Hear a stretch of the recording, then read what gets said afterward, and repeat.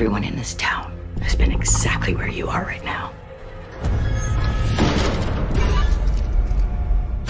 There are things you need to know about where you are. This is gonna be the worst night of your life. Do you believe in monsters?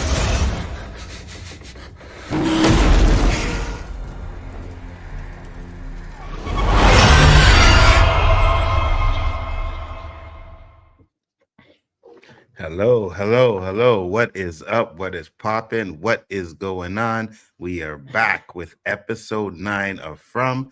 Got my homie in the house, Brian the Grizzly. Tell the people where they can find you, sir. You're muted, though. Let's try that again. I'm 1/3 of the Spoiler Kings. Find me Mondays and Thursdays. We are live. We're doing reactions and all that stuff going on. That's an echo. Sorry. It's all good. But yeah, we do TV shows and reactions, and we do all type of fun stuff. And then on Saturday we've been doing Severance, breaking down all the episodes. So I can't wait for this episode because our last one was off the chain. Nzo's been joining us from that, so I appreciate that. But you just come and have fun with him right now. That's what I want to do. Absolutely, and I appreciate you guys having me all the time. You know, got some good shows we're watching, and before we talk about this good show, me and Brian were talking about it backstage, but you guys need to be watching Paradise. You have no idea. If you're not watching Paradise, you're wrong. I'm at that point. At this point, you should be watching it. You're missing out on great acting. Sterling K. Brown is off the chain. They have good storylines. They got annoying ass kids. It's everything you need for a show to be good.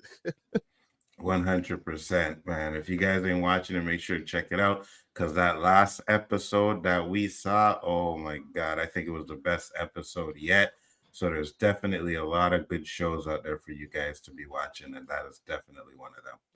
Dude, I mean, think about Daredevil Born Again is coming back next week, next Tuesday, I think that is. We got Invincible. Yeah, nobody cares about that shit. Yeah, it's all good TV that's coming out all the time. I mean, we still have Severance. We got a lot of stuff going on. Yellow Jackets just restarted. Man. Carla said, just started Paradise 20 minutes in. Yeah, wait, because the first episode, it's not what I thought. I thought it was going to be a totally different show until the end. And I was like, oh, this is interesting. You know what I mean? So, yeah, definitely make sure you're watching that, because that show is fire. 100%. They're doing an amazing job with it. It's surprising you at the end. Just things you don't see coming. Facts. 100%. Yeah, definitely let us know what you think about that, Carla. I think I was thinking about doing a review for the episode today, and I was like, you know what? I'm going to wait till it's over and then just do a review for the whole season. Yeah, I was thinking you do a round table. That's why I was hoping that you were going to say, because we're at a point now where this is good. This is really good, and we should have a lot of people bring more people around to talk about it. Absolutely. Oh yeah, we'll definitely do a round table. 100%. You know what I mean? Make sure everybody watches it. I think there's like 2 episodes left, maybe. Yep. Yeah, 2 episodes. It's 8 altogether. So yeah, we still have 7 and 8. And 7's the penultimate. That's going to be a banger. Oh, I agree. 100%. I have a feeling that there's going to be some shit that drops in that series where it's like, oh, okay. But for those of you, we are here because this show is another one of the best shows on TV. And no, it's not one of them. It is the best one. Okay. Hey, man, I was just being generous. You know what I mean? To me, it's the best one. But I know people like Silo. I know people like Severance. Paradise all fun. Now. All great. Not better than From. Because, From does it season after season after season. I agree. And that's one thing I'm worried about with season 2 Paradise is where do you go from here? Mm-hmm. So we'll see. But yeah, I got you. This show has been fire season after season. I know a lot of people weren't really feeling season 2 for some reason. I don't know, but we'll get into that as well. But once again, you guys are wrong.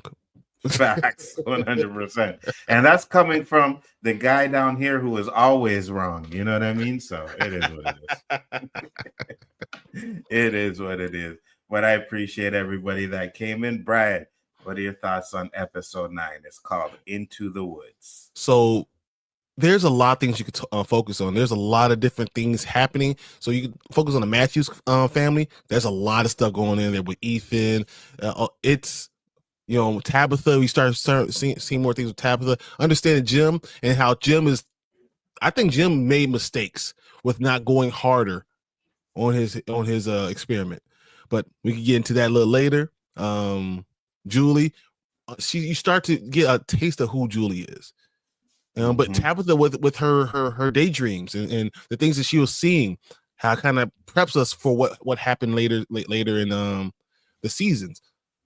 Absolutely. That's huge, But Absolutely. you have that, but you also have Harold's journey, or it's when you see him going out there into the woods, going deeper and deeper and deeper into the forest.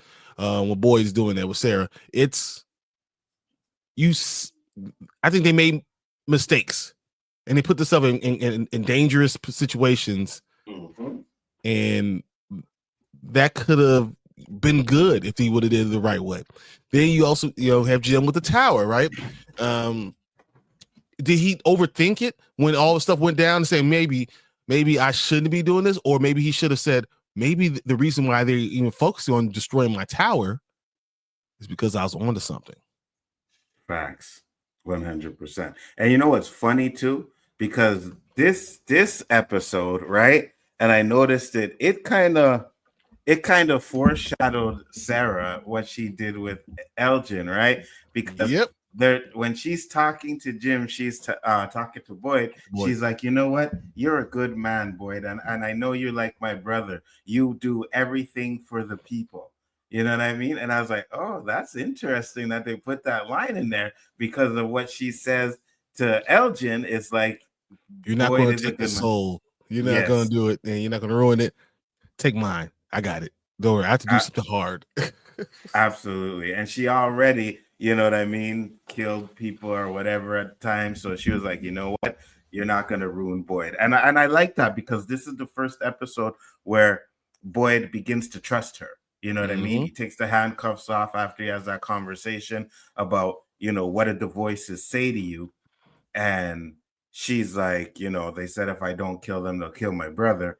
Takes off the handcuffs and and then everybody. And then he's like, you know what? I've seen this place make good people do bad things. So I really did enjoy that. So one thing I really liked about this episode is the fact that we got to see their connection starting to grow. And I think it's going to get stronger after what happened in episode 3. I think it's going to get stronger as well.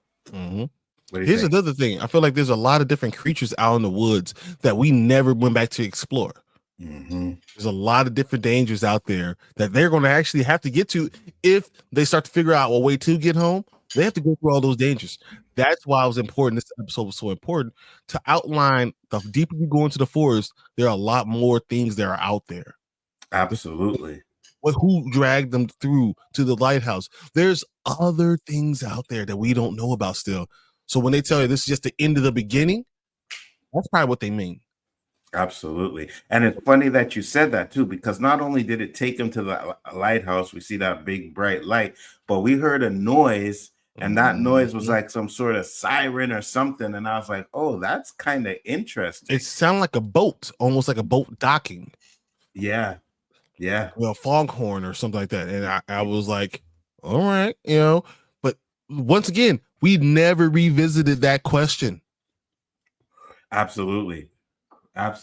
There's things in these last 2 episodes that I think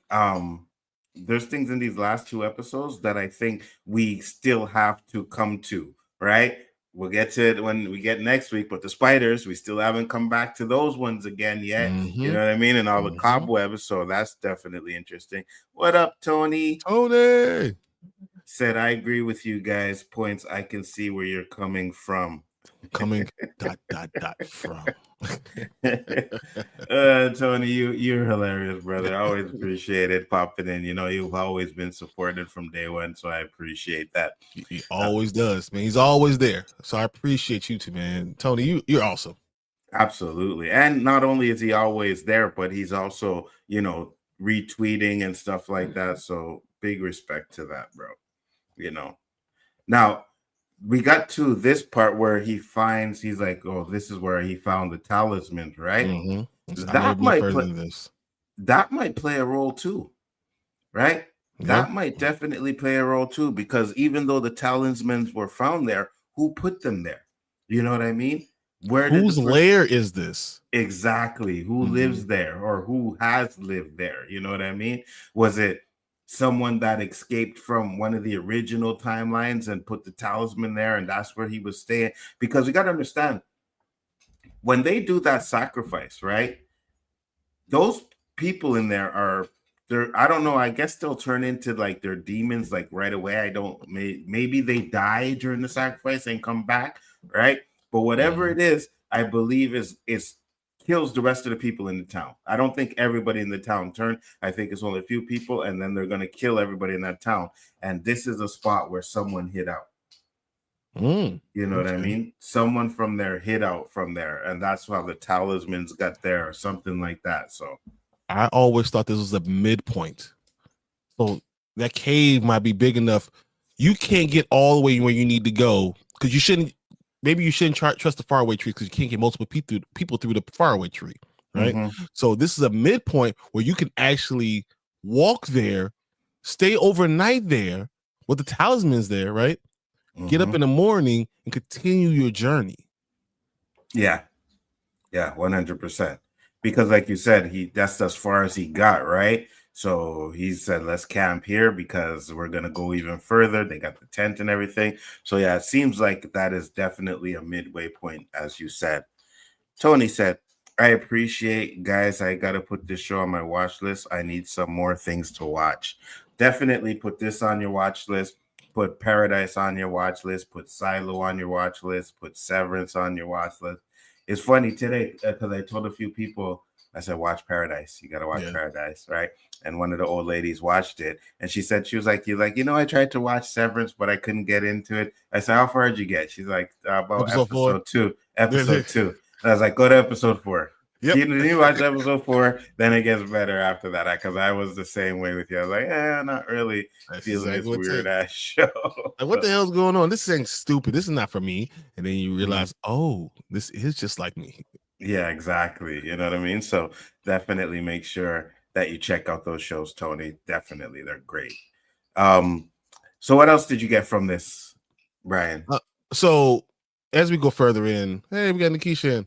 Hey, Nikisha, what's up? Seeing the connection, as you said, the connection between Boyd and Sara is right here. And they say a lot of different things. And why is Boyd the perfect person to accept Sara? Because of his wife. And good people and doing bad things. I thought that was important for us to remember why he will always forgive. He pretends to be the hard ass because that's what they need. This is what you need here. But he is the most accepting, forgiving of all the people. If it's up to 100%. Boyd, no one's dying. Not by his hand.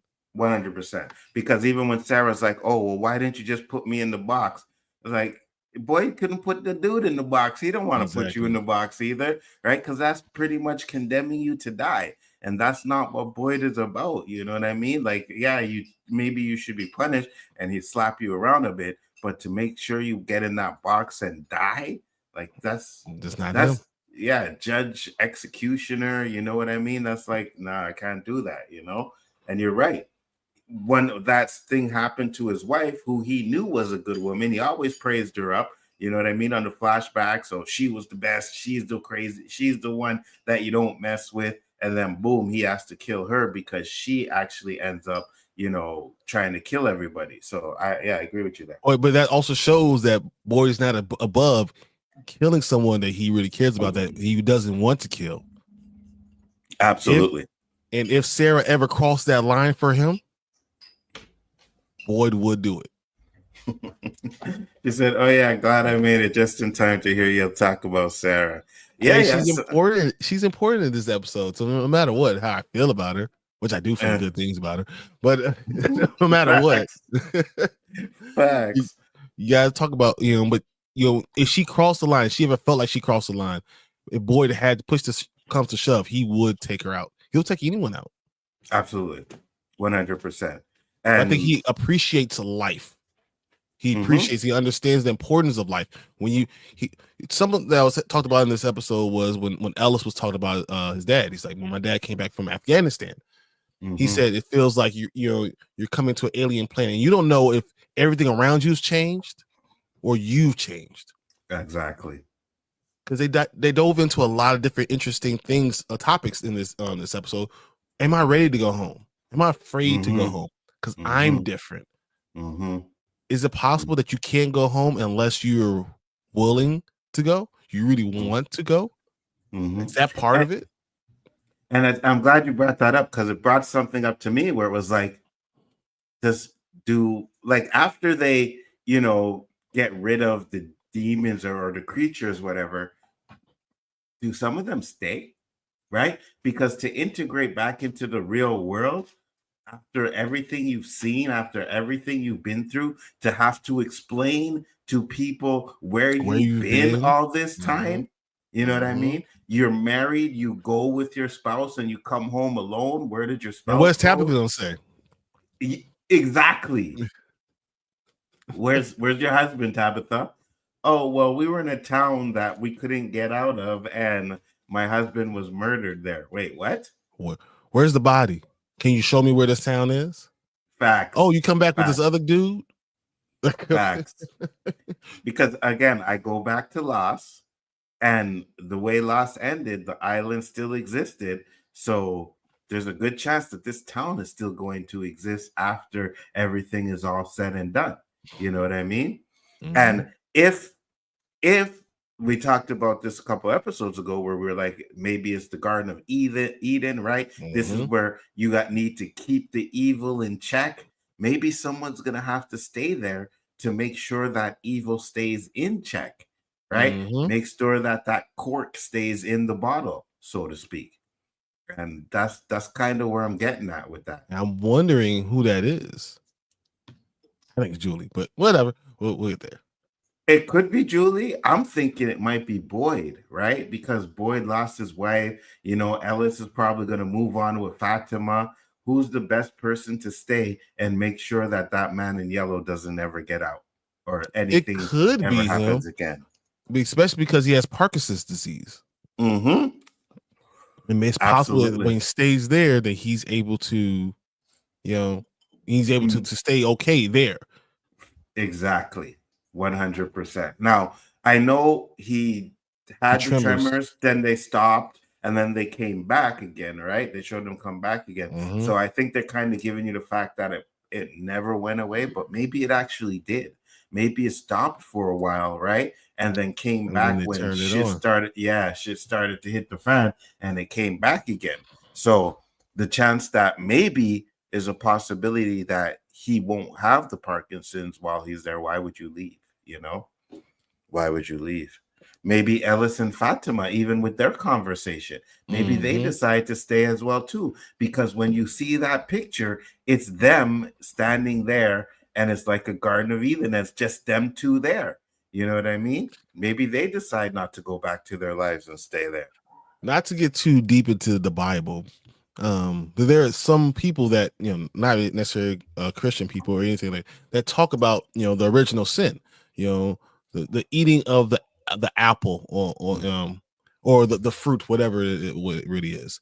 That it wasn't really the eating of the fruit. This is symbolism. It said, what if it was the serpent who taught Eve how to have sex? Yeah, exactly. And God was saying don't have sex. And then she brought that. She said she shared the apple with Adam.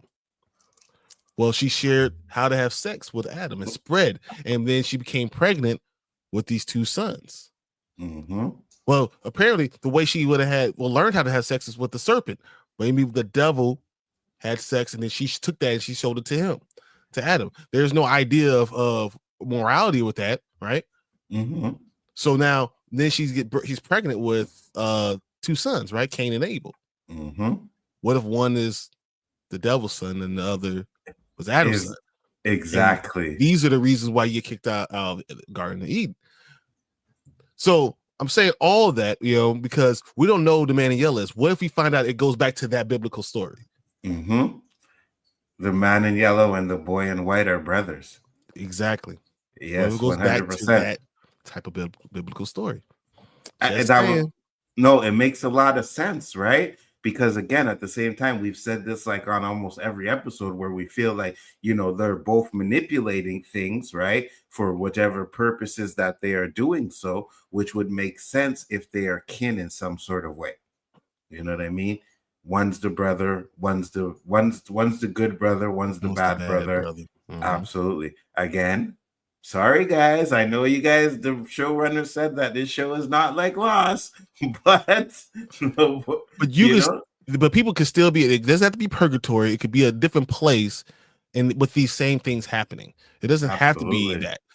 People could get out without with it, but maybe you want to hide the location of the Garden of Eden. Maybe that's the point. Absolutely, 100%. Because no telling, right, what happens to the bottles, in the tree. Maybe they stay there. Maybe some more people come there and like, hey, what are these bottles? And they figure it out. They play the no spoon, man in yellow comes back again. You know what I mean? So someone is going to have to stay there to actually, unless they burn the whole place down. And I seriously doubt that. You know what I mean? I'd burn it down though. Ask me. I ain't staying there. It's a fire. It's a forest fire. Let's go. If I know how to get out, this whole place is going up. I'm burning it down 100%. Here's another thing. So in this episode, Ethan is talking to Tabitha and Julie about the story. So we can't understand the quest until we really understand the story. Mm-hmm. And help me put this whole story together. And then look at the pictures. Oh, we're not going to show all this stuff to him. He's a little child. But he said specifically, without us putting this together and understanding the whole scope of everything, we can't even get through this. We can't actually go through this journey. Absolutely. So maybe Ethan told him at the beginning what to do and they didn't do it. Facts, 100%. Because then it's good that you mentioned that too, because I was looking at these pictures and it stopped exactly. There's this snow globe there, right? Mm-hmm. What the hell is the snow globe? It looks like it's the town in a snow globe. You know what I mean? Yep, exactly. And you can't, once you get in, you can't get out. Mm-hmm. That idea, you're separated from reality. But when she broke through the glass, she was able to go back to the real world. So I'm just saying, all this stuff kind of makes sense with Ethan. Ethan is telling us the answers. We're too stupid to listen. Facts, 100%.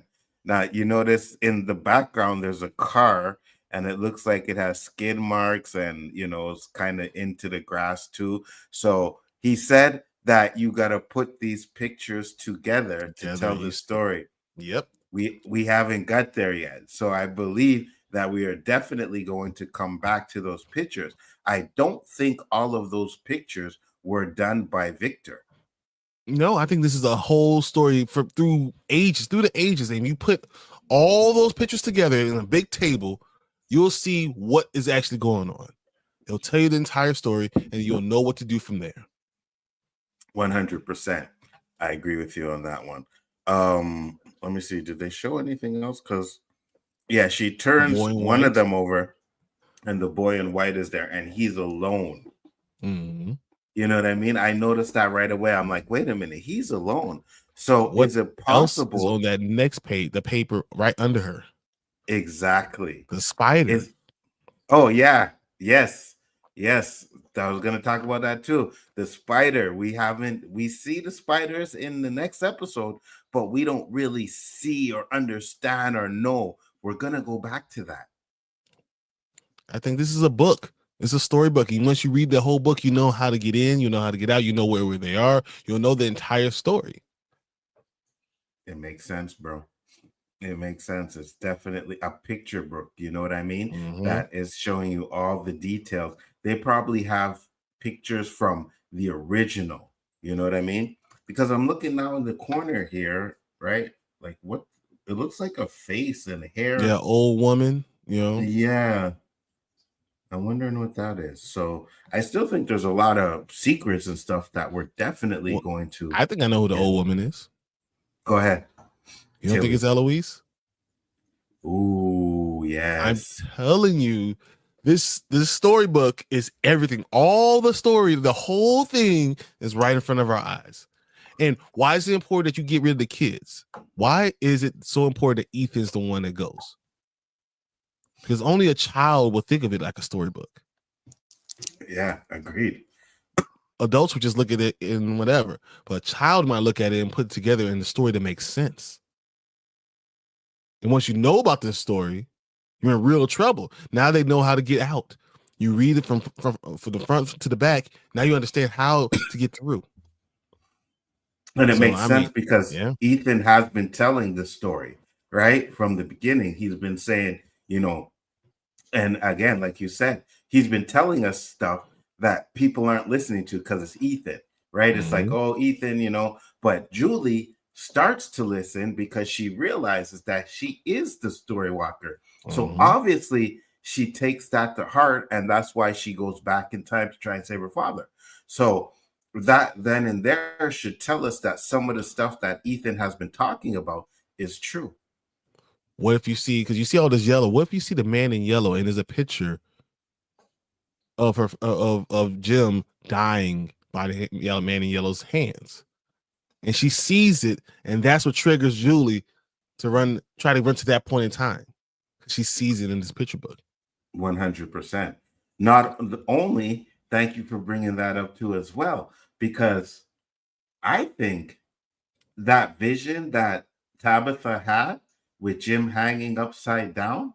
Yep. I think that's how they're gonna find Jim, right? Because nobody knows Jim is dead yet. So they're gonna find him. The man in yellow is going to hang him upside down. Not to mention the fact that when she walks up those stairs, she kicks a bottle, which is one of the bottles that look like it's from the bottle tree. And then Jim is seen hanging there close to a bottle tree. So right then and there is like, oh, you guys just told us where Jim was gonna die. So what's gonna happen is Julie's gonna run trying to find somebody. She's gonna come back with Tabitha, with whoever, and they're gonna see Jim hanging upside down from the tree. Yep. Not to mention the fact that Jade, when he seen one of his visions, what did he see in the tree? He seen people hanging from a tree. Yep. Right. And he had the blood, and he was looking like what? You know. Yes. Yeah. Exactly. So I think that vision that Tabitha had is like, ooh, that's gonna show us. That's how they're gonna find Jim. That's how they're gonna see him. They're not gonna he's not gonna just be lying on the ground. No, that man in yellow is going to make an entrance. String him up. Yes, and that's the way he made his entrance. One, by killing Jim, and then two, by stringing him up in a tree for everybody to see. Ooh, man, that's fire. That's exactly how it's going. If that is how season 4 opens up, man, that will be unbelievable. I can guarantee season 4 is going to open up exactly where this thing ended. You know what I mean? Yeah. We're gonna get that little flashback and what happened in previous season, and then boom, it's gonna stand up. And it's like you said, it's probably gonna be Julie looking for Tabitha, right? Future Julie, not regular Julie, future Julie looking for Tabitha, because Tabitha is right there. She's not far from Jim. She's over there crying, and she's gonna come back, and you have to see it. And she brings her over there, and Jim is hanging up something from the tree. 100%, 100%. Now, I don't believe the man in yellow is going to be there at that moment. He may be someplace else, because if he's there, then Tabitha's dead too. You know what I mean? Like, they're all dead. So the man in yellow is probably going to be off trying to do some other shit, and that's what's going to happen.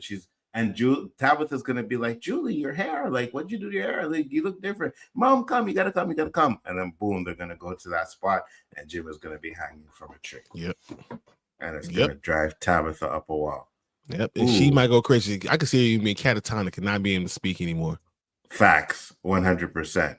because she's going to blame herself. And that's where we get into the maybe she's the one that decides she's not going to be doing the things that because she's going to feel like every time I do something, somebody dies.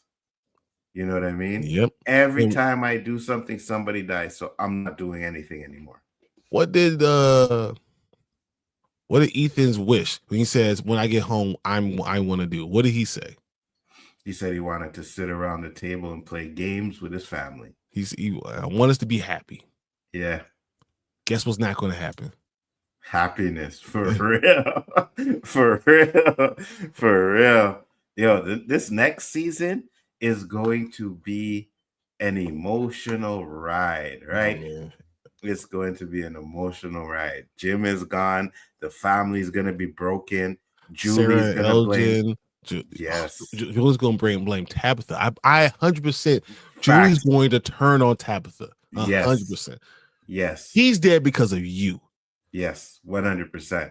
And Ethan is going to be broken, right? Mm-hmm. So I don't know where his arc is going to go, but I can definitely see Julie thinking like, oh, this is your fault. I got to go back and fix your mistakes to help save that, I can also see Julie probably taking Ethan under her wing, and that will kind of be the prelude of her taking Victor under her wing when she goes back to the story walking. That makes sense because Ethan is the one who's already telling her, like, you're the story walker. So she's definitely going to, she's going to tell Ethan, listen, this and that and blah, blah, blah, blah. And Ethan's going to say, oh, okay, well, I don't know. Maybe he's going to change his mind on maybe her fixing certain things. But I think he's going to tell her, she's going to be like, I don't know if you're telling the truth because I'm able to go in the past. Things that I didn't do before is happening. And he's going to say, well, maybe Julie, you did do it before. You just don't remember. Mm-hmm. And that's going to be the seed that she needs to understand that everything she's wanting to do right now, maybe she already did. Facts. Maybe she already affected the story this way. So this is what she needs to do anyway. Absolutely. You know what? Now that I think about it, I was thinking about maybe she was the one that caused the crash, but they just weren't paying attention. But yeah, what Sara does say though is Sara talks about, the demons told her, the people told her that, 2 cars were coming. This is going to be it. And I needed to kill the little boy, which makes sense. At first, I'm like, could it be the boy in white? I still kind of think it could be the boy in white. But at the same time, it could actually be Ethan. Mm-hmm. Yeah, 100%. Because if she kills Ethan, then whatever they need Ethan for, if that's the case, is gone. You know what I mean? And maybe that will end up breaking, at least for this reincarnation, kill everybody. Everyone died. Right. You know what I mean? And then the man in yellow has to wait until you're waiting till the next time. Yeah. Yeah, she has to wait until they're reincarnated again to be able to come out, So it's very interesting. Mm-hmm. Very, very interesting. What else you got, Brian? So when this point, once again, is so huge, but I think when we're talking about Jim and when we start seeing him go up into that his tower and figure out the power is coming through and all that, and then how he stops when he hears the voice, right? Mm-hmm. I think that's the biggest mistake he can make. I think Jim is the only one who's thinking this rationally. What if you could get a signal out, right? Mm-hmm. If you couldn't, why would they stop you? Exactly. If you couldn't get it out, why would they stop you? Exactly. That makes a lot of sense, right? And the thing is, after, and again in the next episode, right? But anyways, after the tower gets destroyed, and not only does it get destroyed, and I'm going a little bit ahead, but it gets destroyed by a storm. Just comes out of nowhere. Mm-hmm. You know what I mean? So it seems to me you are correct that everything that is doing is trying to stop Jim, and then Jim ends up dying. That's why they had to kill Jim. Exactly. because it's not just his son who could get everyone out; it's the father that could also get everybody out because he's the way he thinks. He thinks so rationally. 100%. Now, I noticed there's this part, and I keep saying, where they're digging the hole over here. And I keep asking myself, like, is this one of the things that really, started things going down that spiral? Because the one in yellow says she shouldn't, in the next episode, of course, that Julie shouldn't, Tabitha shouldn't be digging the hole. You shouldn't be letting your wife dig the hole. Right. And I believe that even though things are going the way they're supposed to go, I think digging that hole and trying to find out the wires, not so much doing the tower stuff, but something about digging that hole is what's like, okay, so now we're getting to, the man in yellow being able to manipulate things so that it can get to the point where he's free. That hole is a significant thing, and I believe we'll find out more about digging that hole later. What do you think? I think we already know because it's the journey. This is where they go to the monsters when they go to when they're at night. This is where they sleep. So if you're able to know where they are, maybe you can stop them from coming out. Ooh, maybe you could plug the holes up, and then they can't get into the house because of the talisman. They're now stuck there. Oh yeah. What if you put a boulder there and put a talisman on that side? Yeah. They can't get out, right? I think that was the finding another entrance into that cave was a problem, and that's why they had to destroy the house. That's interesting because now that you mentioned that, right? Even when Kenny and Boyd went to the tunnel to where they were, no one ever thought about like taking a rock, covering up the hole, and then putting a talisman there. Exactly. That's interesting. I think they do that next season or one of these seasons, and then they explore the forest, which is something that we got a lot of here, and all the other creatures that are out there to scare them. The further you go into the forest, the worse the creatures actually are. That's what they're going to find out. But they're able to do that because they're no longer afraid of the monsters. Which is interesting that you say that. The only problem is there's a bigger threat now, and it's the man in yellow. So we still don't know what kind of limitations the man in yellow has. Do you think he has any? He has to have some, because if not, everybody's dead. Like he'll just it's something. It's going to be something like he only could come out when someone tries to mess the story or change the story. He only comes out when something like that happens. Interesting, because you're never supposed to play the music. That's why they hid the notes and all this stuff. Once they change that, he's allowed to come out. When they change the story, change the direction, he's allowed to come out. So you think that he's going to go back to where he was in the next episode until something else happened to where he comes out again? Yep. Ooh, that's interesting. And I think that Martin is the only one who knows about it. And the only person who's going to find out about that from Martin is Julie. Yeah, because Julie and Martin are definitely going to have a conversation, because already he knows who she is. Like when she pops up, he says Julie. So they definitely have a conversation.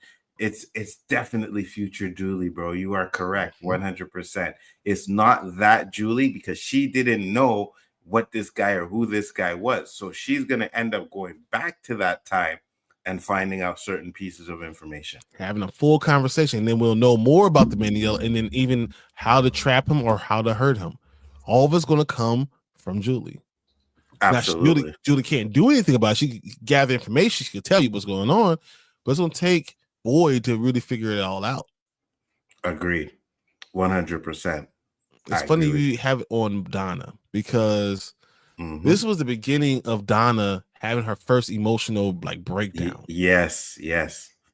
You finally start seeing it, because how she cares about her people so much. But then when you see the guy who hung himself, in the morning, and that's where she really started to become, emotional, and you realize that she bleeds for them. That also signaled to me that eventually Donna's going to die. Facts. Eventually. 100%. 100%. I'm glad she didn't die at the end of this season because that was one of my predictions. But yeah, you are 100%. She's not going to make it out. She's getting way too emotional. She's watching way too many of her people die. And I think she's going to sacrifice herself to save more people. And her death may be the death that brings everybody back to Boyd's side. Boyd said, or they say they come and ask for Boyd, or because of that, Boyd's like, I'm not letting you guys all go. You're not going to die.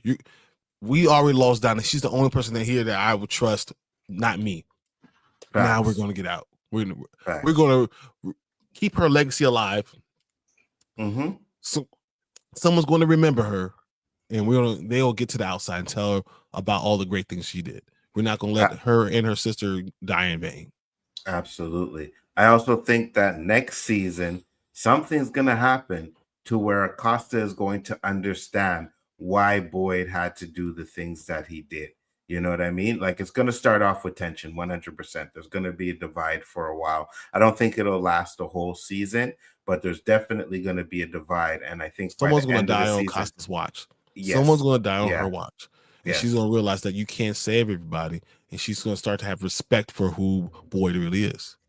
Absolutely. And then by the end of the season, she's going to be on Boyd's side.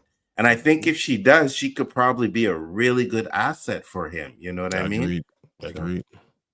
I watched the first episode and I enjoyed it. You watched the first episode of From? Or are you talking about Paradise? Because either one.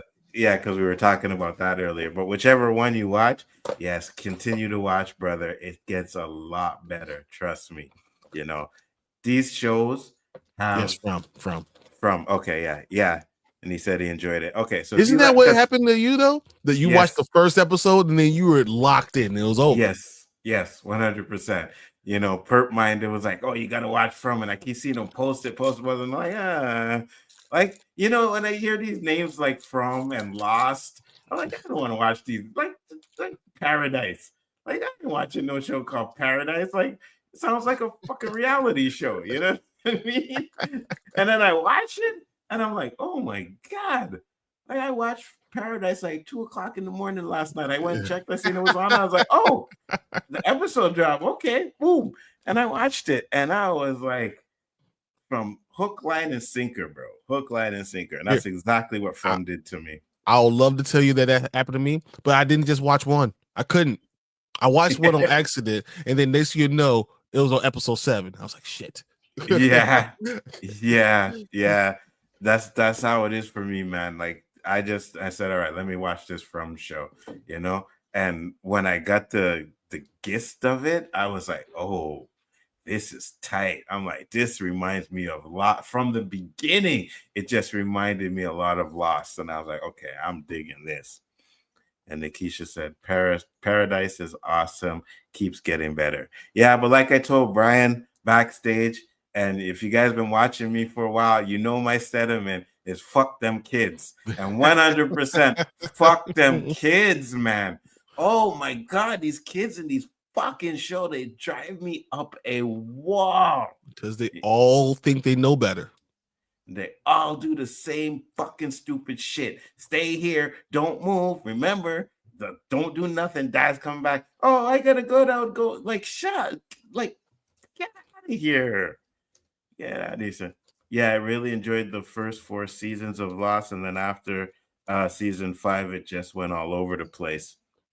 For me personally, I've always I like every single season, even the last season, and I rewatched the last season again, and oh my God, it's so good. I just remember sitting there being like, come on, love to see Sawyer and his girl get back together. You know what I mean? Like, all of that stuff was really great. So I did like the last season. I know a lot of people didn't, but yeah, there's only 3 seasons of From right now, and every season is good.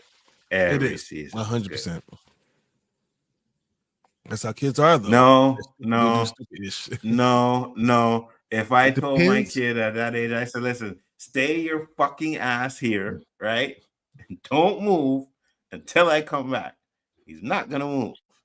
He's not gonna move. And she's old enough to know better. She isn't like a young little kid. She's in her teens. She was old enough to know better. Like, you know, if your father is telling you to stay here, it's because shit is hitting the fan. You know what I mean? Shit is hitting the fan. So here's the I don't thing know. though about teenage girls. Teenage girls don't listen because they think with their hearts. And if they feel like they fall in love with somebody, they're not gonna listen to you. At their Probably, own but detriment. still. At their own detriment. Always. Yeah, but still, nah, fuck them kids, man. And I say it again, and I'll say that every time that bullshit happens, I say fuck them kids, 100%. You know, even Ethan at the beginning, I was like, fuck this kid. Like, this kid's always fucking running outside and shit. Like fuck this kid, fuck these kids, man. So I From think is better than Severance for y'all. I like Severance more than any other show. No, I like From better. I like From more. Yeah, me I'm too. a From person. So I love Severance. I really do. I am enthralled with this season. I love the mystery of it. But From is just doing it. Just doing it longer. We're gonna be season 4 of From. It's only had 2 seasons of Severance. I don't know if it could continue to hit all the right notes. I already know From can hit the right notes. Absolutely. And if they're going to do some of the stuff that even we predicted about, even if they don't, you know what I mean, and go a different direction, it's still going to be one of those shows where we're like always like, oh my God, I got to see what happens, you know? And to be honest with you, I kind of like Silo better than Severance too. Like, that's just me. Like, I like From, Silo, actually, From, Paradise, Silo, Severance. That would be my order. I'm more connected with Silo because I read all the books, right? So I'm very connected with them. From I've enjoyed more. I think Severance shocks me more. I cannot guess what's going to happen with Severance. I have no, from week to week, I have no clue what the hell is that going to happen. So that's different. Every other show, I feel like I could figure out, you can start to figure out how they're going to story tell. I have no fucking clue with Severance. None. Absolutely. Carla said, I think I like From more. They're just both so different for me, hard to compare. I can see that too as well. You know what I mean? Like they're all good in their own different type of way. You know what I mean? And I think for me, I think like especially with Paradise, like Sterling is killing it. Like that's Brown is amazing. Yeah. That's the show for me. He is killing that role. You know what I mean? Like he's doing an amazing job. Harold is doing an absolutely amazing job in From. You know, so a lot of it is has a lot to do with the actors for me as well too. But Severance, the actors are great, but I think when it comes to Silo, Milchek, come on, Milchek is awesome. Milchek is also, but then you have Silo where you have Rebecca Ferguson. Ferguson, and what's the Tim Robbins. Yeah, you know what like I mean? The one of the greatest actors of all time. Yeah, man. Absolutely. Severance, Paradise, Silo, From, Yellow Jacket is my ranking, I think. Yellow Jacket is the last for me, but Yellow Jacket is really good. Yeah, I put on that's the show. I put on like the first 10 minutes of Yellow Jacket. I was like, nah, I'm good. It's gonna take it takes some time to really get used to it. It's different. It's definitely different. I love Sterling K. Brown. I've loved him ever since Supernatural. You see my cup? It's my Supernatural cup, guys. It's my Supernatural cup. You got my Dean Winchester, Sam Winchester. I got all of it right here, man. I didn't even know he was in that show. Oh hell yeah, man! He's a hunter. Oh yeah, he's a hunter. Yeah, man. I never watched Supernatural, but you tried to come kill Sam. I was like, yeah. I know him from This Is Us. That's where I first came across him. He was great in that one. He was like, This Is Us. At me, woo. I heard it's good. I never really watched the show, but I heard it's really good. It is. I heard it's really good. I've just seen little pieces of it. Nice, awesome cup. Respect, man. Absolutely. I'm a Supernatural fan from the get-go. Yellow Jacket is one of the few shows that I'd rather binge than watch week to week. Yeah, there are a few shows like that. You know, for me too. There are a few shows like Severance, From, Silo. They need to be week to week. We need to be able to come over here and do, discuss. and theorize and all of that stuff. But certain shows, like they could just be binge watched. Like Cobra Kai, I loved Cobra Kai, but it needs to be binge watched. I had to watch it. Like I need to know what's going on next 5 episodes. Yeah, so I agree. I agree. He was great. Sterling K. Brown's been great for a long time, guys. Absolutely. He should be in more things, like, you know, like Hollywood type movies where he's the lead role. He should be in those type of movies because he is definitely good. You know how I've been upset, honestly, with Sterling K. Brown, because I mean, how you go in Black Panther and then die? Man. Yeah, I know, right? Yeah, I can't even bring you back to the MCU.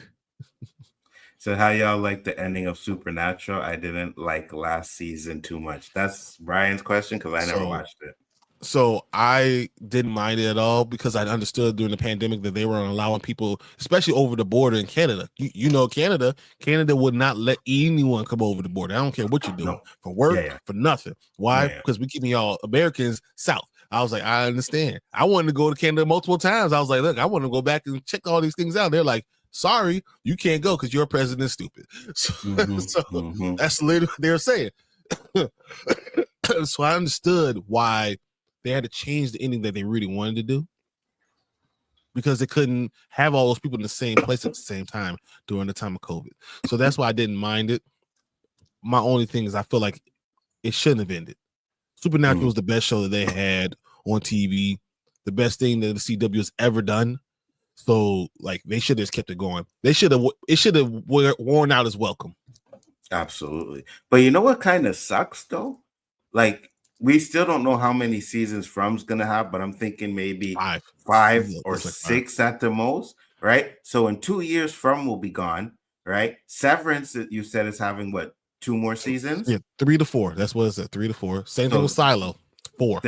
Those 3 shows are going to be gone in like 2 or 3 years, depending on how long it takes to make them in between seasons.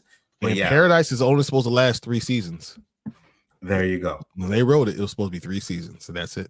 So that's crazy. You know what I mean? That all these shows that sometimes, you know, like what happened with Lost was they had a certain amount of seasons they wanted to do, but it was so popular that the NBC, they were like, no, we got to keep this going, guys. We got to keep this going. That's why the last 2 seasons are broken down into 16 episodes. Everything else is 20-something episodes. The last 2 seasons are 16 and 16 episodes, is because like, okay, we'll give you your 2 more seasons, but we're going to break it into, you know, shorter seasons so that, you know, we can end the show.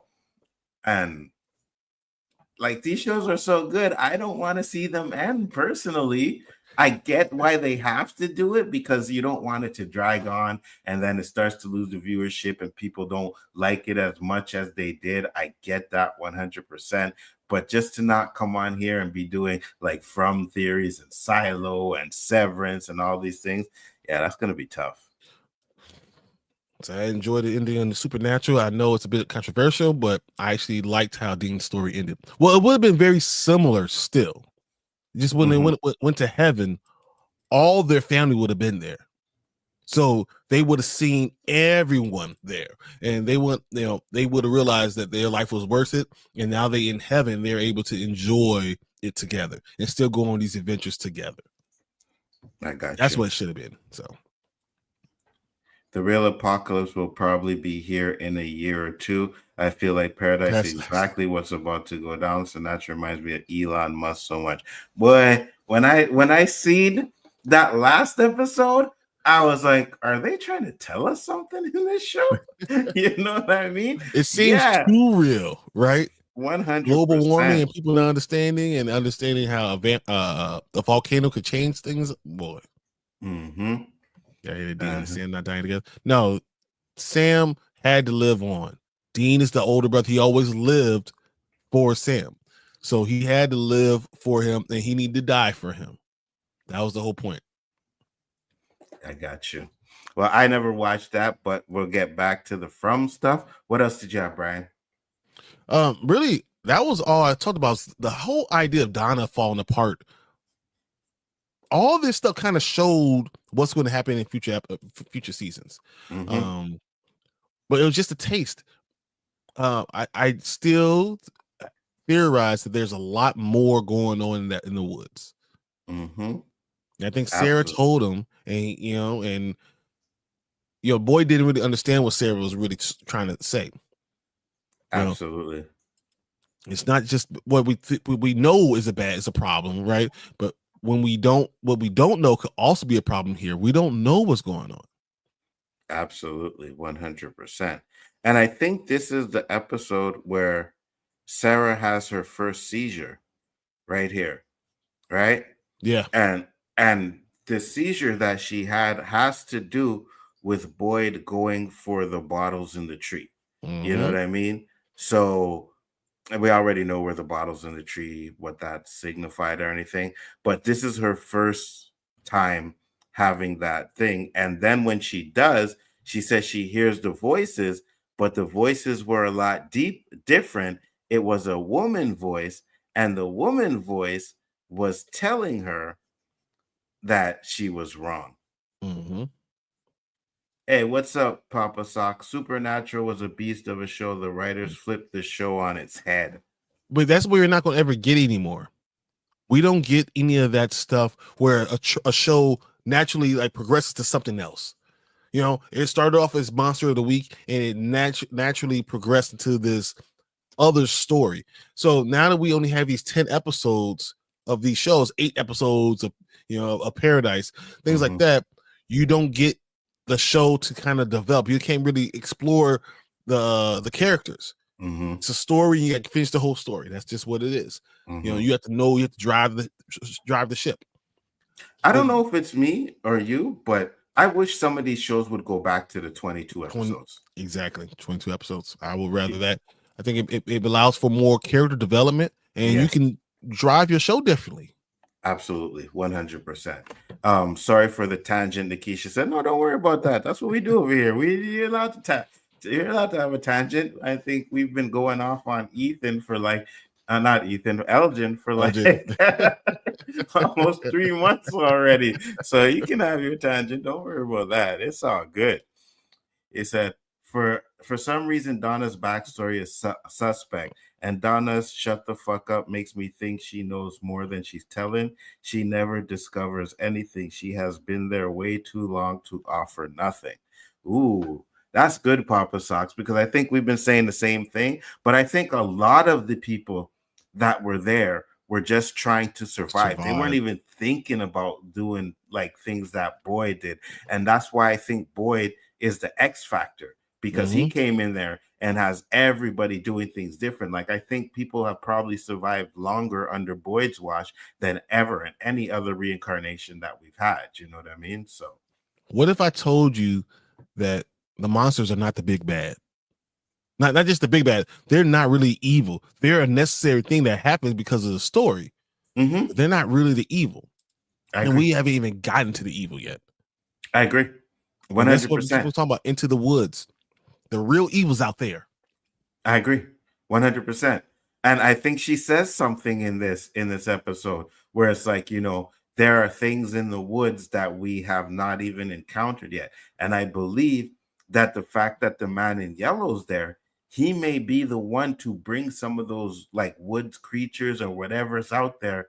Like, because I think we are going to see one hell of a spider. I think we're going to see a huge ass spider sooner or later. You know what I mean? Why you have all those webs? Exactly. Exactly. And all the spiders that came out in the next episode, which we're going ahead, but we'll get to that next week too. But they seemed like they were hatching from like a cocoon or something. So like they were like baby spiders. And if they were baby spiders, then where's the big? Be a big one. Yeah. You know what I mean? So 100%. Do you think that Boyd made a mistake to not go back and kind of like investigate all the other monsters to kind of figure out what the hell's going on out there with all the rest of these monsters? I 100%. And I think that's one of the things that, I guess you could say was a little bit frustrating, is that they explore something and then they never go back to it. But again, if you had 22 episodes, then you could do stuff like that. You know what I mean? But this is what makes me think that they're going to go back in season 4 and they're going to get back to this point. This point right here season 1, episode 9, it's all going to mean a lot going forward to season 4. Absolutely, 100%. Said I agree with the 22 episode wish, but shows got costly and actors are greedy and probably don't see the long run. Yeah, no, I get it. I hear you. Like their pays are a lot more, plus the budget on these shows are a lot more, and a lot of them are going to streaming now instead of on regular TV, which means the ad revenue is not as much as it would get if it was actually on a network channel. So I get that. Also, don't have filler episodes. You have very few filler episodes. Exactly. Yeah. When you have 22 episodes, a lot of times you have 4, 5, 6 filler episodes. But filler episodes help you develop more as a character. You understand who your people are. You really start to feel for those title characters. Sam and Dean, you really cared about more when they're just fighting the monster of the week, because you start to understand their connection as brothers. You understand their past. You start to understand those things. Same thing with Lost. You were able to dive into Sawyer. You understood what his past is about. But without that, you really don't care. Exactly. 100%.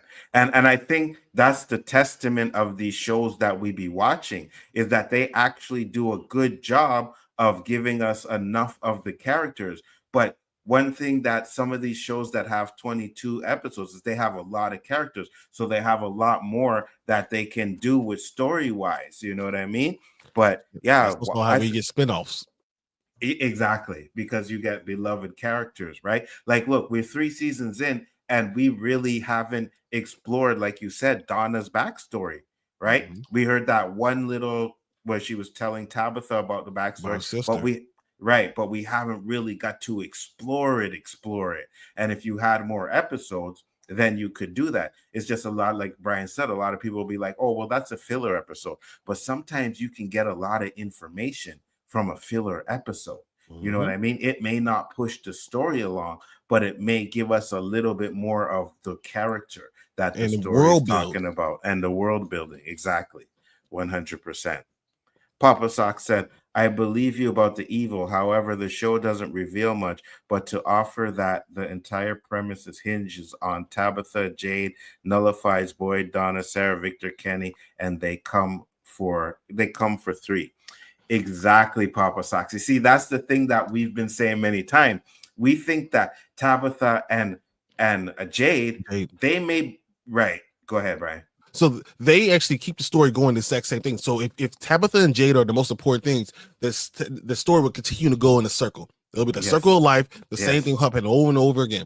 So now these other characters sometimes can cause problems or cause you to kind of go off a track. And if you do that, maybe you get to another place. Maybe you push the story somewhere else. That's why Julie's story walking could push the story somewhere we didn't see. That's why Ethan seeing the big picture. We saw the little pictures that he's putting on, having the whole book about what's going on. That's what he did in this episode. If we listen to it, if he put it together, we'll understand the journey. He told us that in this episode.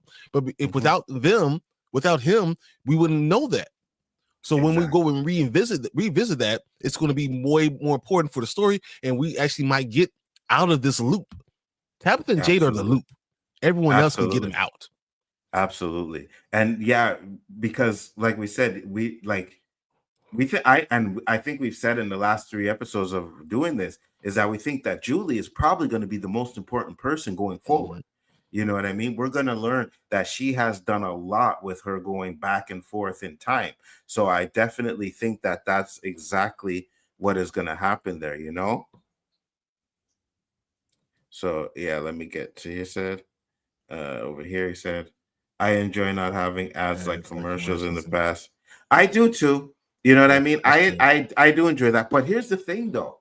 A lot of these streaming services are starting to get commercials ads now. Yeah. And it's like, what the fuck are we watching these fucking, we're paying money to watch a streaming service. And even though sometimes it's just at the beginning, they put like 2 30-second commercials at the beginning. And you're just in there like, oh, really?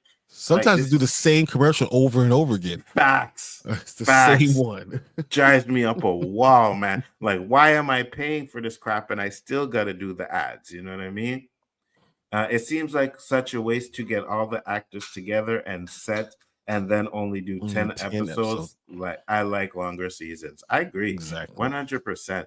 And to me, it's because we like certain characters, and to get more information on that character, like I said, if you could call it a fill if you want to, but I would love to know about the backstory. You know what I mean? I would love to know what Donna was, and that's why I think Lost was so good at what it did, because in each episode they gave you the flashbacks, and it was enough to build the character, but it was also it didn't take away from contextualize their what they're doing in the present. Yes. So their past contextualize what's going on in the present always. That's what Lost did a really good job of doing. 100%. I miss the 20 episode plus shows. I really do, because shows nowadays feel like their movies stretch out across 6 or 8, 10 episodes. They don't really feel like TV shows anymore. Agreed. 100%. You know what I mean? Sometimes we like, for example, Falcon and Winter Soldier. We're like, why didn't you just make that into a movie? It should just be a movie. I mean? Yeah. With a better villain, and that's all I needed. Yeah, that's exactly what it felt like. You know what I mean? It felt like it was like a mini series. Like even a lot of the Marvel stuff that they did, it just felt like, this could have been a movie. And it felt like you just made a movie, but chopped it up into episodes to throw it on there. Exactly. So I agree, Carla. Only 10 episodes means we overanalyze the show, and then the writers get annoyed that a show like this is overanalyzed. What else can we do? You know what I mean? And to be honest with you, I don't mind, talking about From, like a season of From for 22 episodes. I can do that because I like the show so much. You know what I mean? And I think that's what we do. It's like when we like the show, we're going to talk about it. Like there's a lot of shows that I watched, that Brian watched, and we're just like, you know what I mean? Like we'll have a little conversation about it. Yeah. Or, like he'll talk about the show on Spoiler Kings. But the ones that we really like, you need to break down for a whole episode, a whole show. Yeah, 100%. I don't have a problem with the premise of Tabitha and Jade, but Tabitha and Jade reveal are part of the original story. But then the monsters don't equal 14 parents of You're not wrong. Kids. Oh, we talked about that last week because we showed the black woman and we're like, where the hell she come from? You know what I mean? Like she was there and then she wasn't there again. And then we counted them and it's like, yeah. So there's 16 or 17 monsters. You're like, wait a minute, it's only supposed to be 14. This doesn't make any sense. Or it should be only 12 monsters, really.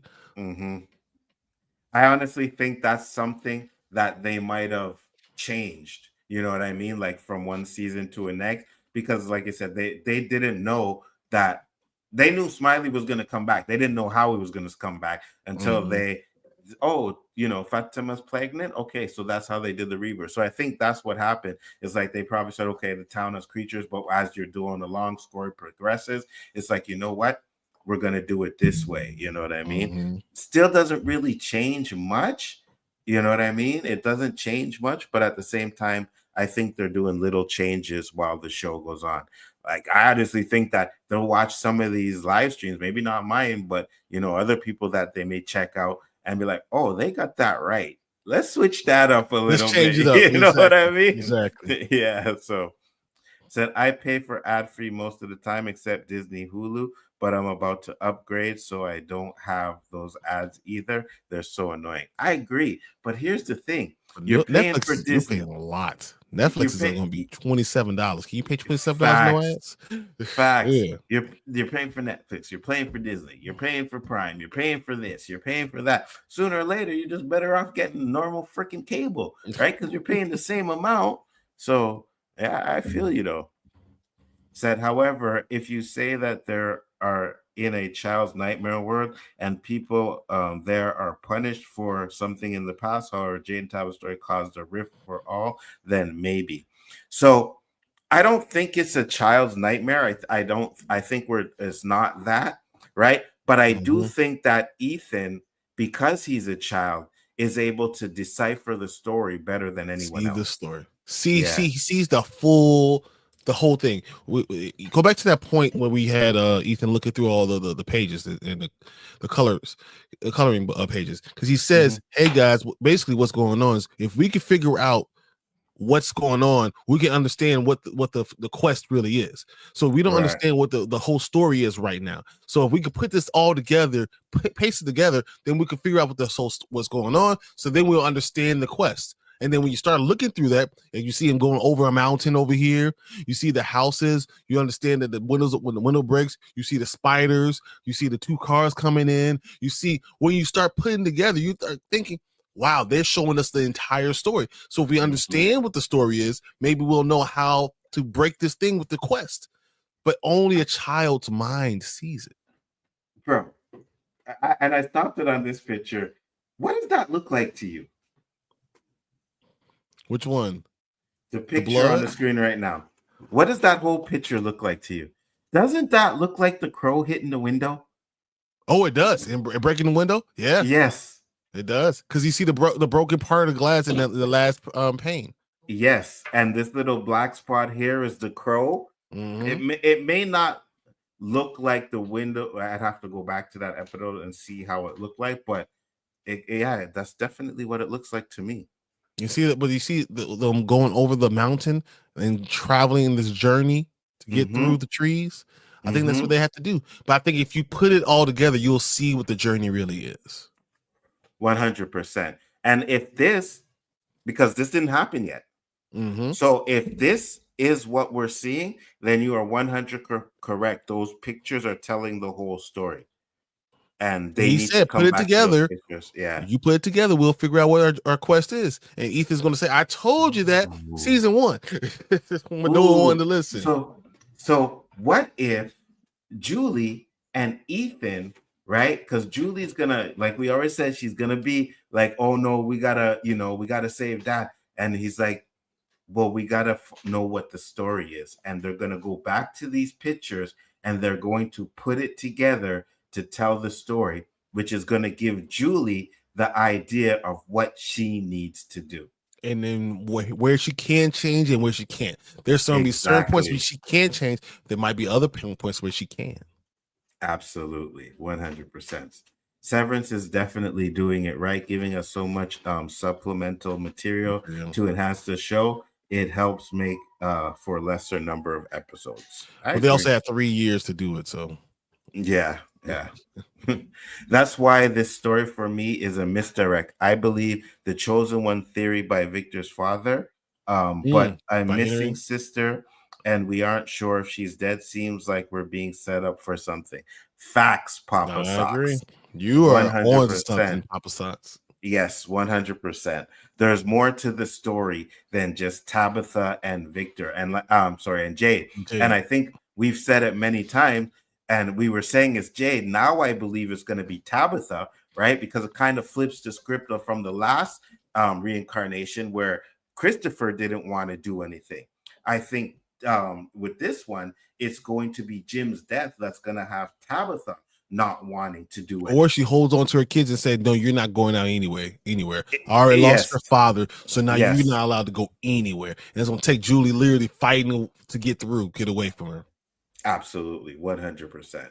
I'm okay with Ethan. He says different people are on quest. I'm down with that. We are on the same page. No, I think we are. I think we are. Yeah, 100%. Because we've said this many times where it feels like there are certain people that are reincarnated, but some of them are just meant to be there. And they have specific things that they need to do. So Boyd has a specific thing he needs to do. Maybe Kenny has a specific thing they need to do, right? And I think that's where it's all going to come down to, where there's going to be a divide in the town. And then towards the final season, they're going to realize that, listen, we have to work together. We have to work together to do this. Yes. So it's possible that this show is like Manifest television show. It's not the future, the picture show, but memories. Yeah. Oh, yeah. And that helps you tell the story. That'll help you know what the quest is. Right. Which would make sense too, Papa Socks, because if we say that, I think everything that happened in this reincarnation happened over and over again.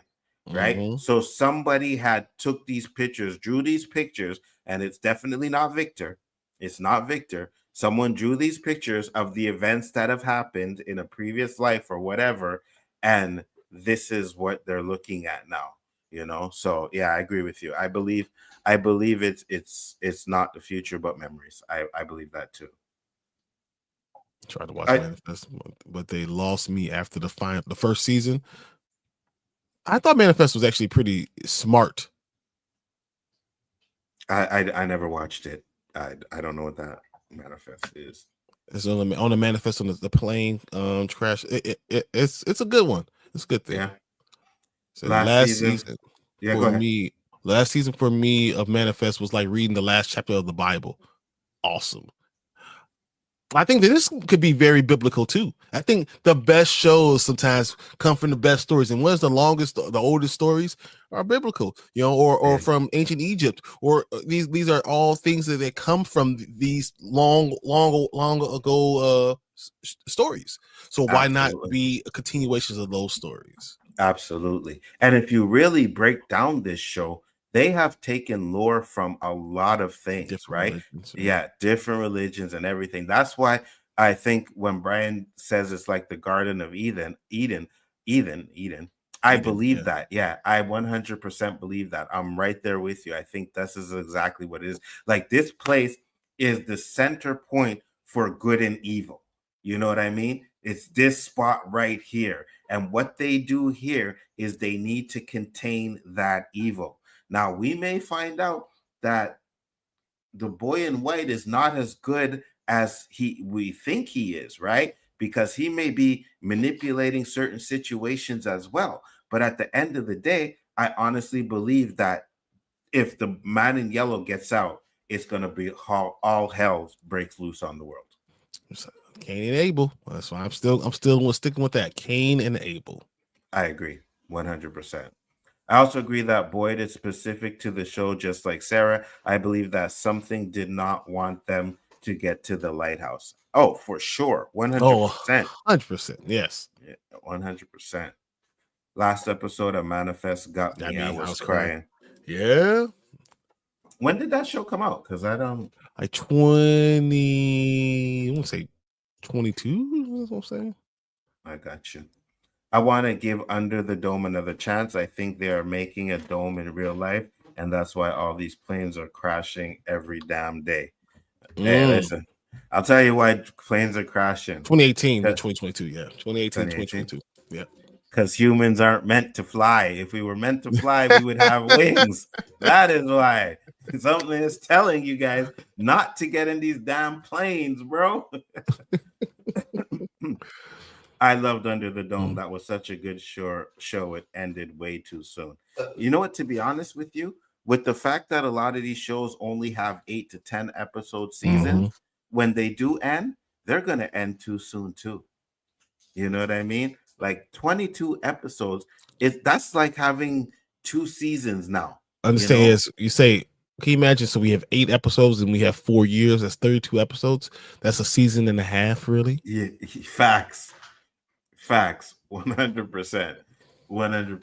And a lot of these shows back in the day, they would do a pilot. The pilot would kick off, and they'd order 22 episode season. Boom, right then and there. So I guess it's just the times we live in nowadays. But I'm with everybody. You guys in the chat, I'm with you guys. I want to see longer seasons, even 15, 16. 16. That's why I thought we would be in the sweet spot. 16. Yeah. 16 would be good. But they were going to do that for Daredevil, and now they're changing it back to just 9. And now the next 9 are going to be season 2. Oh, that's what they did? Really? Mm-hmm. Wow. Huh. Wonder why they do that. It's weird. We got to do something. Yeah. Shorter seasons, you pay less, you get more money. 100%. So yeah, this is interesting. I'm going to really go back and look at these pictures. I know they don't show much, and I know why they do that. Because if they do, it may tell way too much of the story. So they just give you a little taste. You know what I mean? And then as you watch the rest of the story, you're going to notice all this other stuff. Like the man in yellow could be that picture right there. He's waving over there. So like all that stuff could be there. Mm-hmm. Or that could be Ethan, because we know Ethan has been known to wear yellow too a lot, right? So I'm more with you though. I'm more with you with the man in yellow because there's definitely a backstory for that man in yellow that we're going to get to as well. So that's going to be definitely interesting. I think they messed up the way Under the Dome was done, but I think also it was one off season that got brought back. Okay, so it was a one off season and then they brought it back for because it was popular. Yeah. Hey, that's what always happens. a bad thing. Yeah, I think when you have a story, tell the story and then go on to the next thing. Yeah, 100%. You know, sometimes, and that's why I like a lot of these shows because I believe, well, Silo is following the book. They're changing a lot of things, but that means they know where it's going to end, right? They have they have an ending. It may be different from the book, but they have an end. I believe Severance, because they know they're only doing a couple more seasons, they have an end. From has an end. And I think that's the way you need to go about doing these type of shows is you have the beginning, you have the ending, and then you just Go through the match journey whatever with your you want. characters. Yeah. But you always know that they're going to end up here, right? Exactly. So everything you're doing throughout the seasons is for it to end up towards that. Towards that, 100%. So that's why I like these shows. Now, Paradise, you said, is going to have 3 seasons, so it looks like they may have an ending to that as well, which is season 2 is not going to end where season 1 ends. It's not going to begin where season 1 ends. Oh, that's interesting. Huh. Oh, stop. I may have been thinking about another show. The Dome was just wrong. Done wrong. Yeah, it was only 3 seasons and it was lackluster. I thought that was a great concept and they just didn't know how to, kind of hit on it. Absolutely. But I'm kind of like when you watch these shows, sometimes it's always like, maybe they're trying to tell us something. You know what I mean? I'm telling you, don't let them get a volcano. Absolutely. And guys, definitely we'll be doing a roundtable for Paradise. Yeah, for sure. I think I'm going to do a round once the season is over. That last episode drops. We'll probably do it on that Sunday. Because I think everybody's free on the Sunday. So we'll definitely do that. Talk about that show. I think it's really great. So we'll do a roundtable for that. And then the next season, I would have done it this season, but I found the show late. You know what I mean? If I had found it from day one, I would have done I've got a panel together and would have talked about it every week. But you don't realize it. You don't realize how good it is until later. That's just what happens. I've seen it there. I seen when it first popped up there, and I was like, man, I don't care. You know what I mean? I don't care. It doesn't look like anything. The picture didn't get me. You know what I mean? Didn't catch me. And not to mention, these guys were talking about the gorge on their show one day, and I was like, man, this sounds terrible. Yeah, I said I seen it there, but I'm like, man, whatever. So I said, all right, let me watch it. And I kid you not, I was about to turn it off. I was like, okay, this is what we're doing. And then he got to the spot with the black guy, and they was telling him what they had to do, and that's when I perked up. I was like, oh, there's some supernatural stuff or whatever you want to call it in here. Okay, so now I'm interested. And that first scene where they attack, oh my God, that was lit.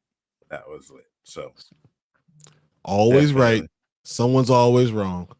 Facts.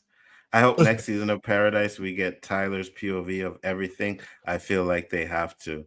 And that would be interesting if they that would be interesting to see her point of view. But so Paradise is going to be redone. They're going to run it on ABC starting April 7th. So it'll be on network TV starting April 7th. I got you. That's good. And then so the season 1 finale will air March 4th. So it's almost there. Interesting. And Papa Sock said, I have a theory that someone who we think died is still alive and pivotal to the show, like Brian. Which show? Which show, Papa? Are we talking about From, or are we talking about something else? Interesting. Awesome. It's going to pick up more fans then. Yeah, 100%. So I know in this show, if you're talking about this show, I know a lot of people are assuming that Eloise might be dead, right? Because of what Victor said in that episode, but I don't think she's dead. I still think he's dead. Yeah. Me neither. She's super alive. 100%. And I think she's going to be the one that is going to teach Julie how to control what, or you know what I mean, to get to certain points where she needs to get there. Because the way Julie reaches Jim and says, "Oh, I think this is the time," means that she has been trying to get to that spot. And it's because Eloise probably taught her, like, listen, this is how you get to certain points in time, you know? So Eloise has to be like, I agree. 100%. I agree. And then it also goes to, along with my theory that, you know, the families, Victor's family and Tabitha's family pretty much are mirroring each other, a mirror of each other. So that would mean Julie's going to take over that mantle, you know. Maybe Eloise ends up dying after she teaches Julie, you know, the thing or two. Now she can move on, and then Julie continues to do it. Yeah. Like so that definitely seems like that. Did you have anything else for this one, Brian, that you wanted to discuss? I mean, this was a really good setup episode, but when we talk about episode 10, it's a lot going on. I agree 100%. That's right, guys. Next weekend, we will be doing the season finale, episode 10. And there's a lot that goes on into that one. So I want to thank everybody that came in here today. Make sure to check us out next week because we will be back. Nikisha Moore, thank you for popping in. Always a pleasure. Papa Socks, you the man. Thank you very much. Carla, thank you for popping in. Always appreciated. You know, Tony Robinson showed up. The Stranger was here. So I appreciate all you guys that come and check out the show. You know what I mean? And listen, I get it. We're talking about a show that was like what year was this? Hold on. The first one, first season. What year was that? 2022? Was that 2022? 2022. Yeah. So yeah, I get it. We're talking about a show that's pretty much 3 years old. You know what I mean? But the fact that the show is so damn good, you guys are still coming in here and theorizing with us because we know that there are going to be so much things that, you know, we're going to either be right about, we're going to be wrong about, you know, but it's always the journey, and it's always a pleasure to have you guys here with us to go along with that journey, man. Yeah, they both left the cellar in the daytime and got to that tree at night. Way too much time lapse without explanation. They both left the cellar in the daytime. You're talking about Sara and Boyd? The one who served with Boyd? You talking about? Yeah. Explain this one a little bit more, Papa Sock. I'm curious to know who you're talking about on that one. But definitely there are some things, like I said, like we're going to go back, and I think we had the... Wasn't Brian on the bus? I think he was on the one on the bus. Brian was on the bus? I feel like it. I don't remember who Brian is, to be honest with you.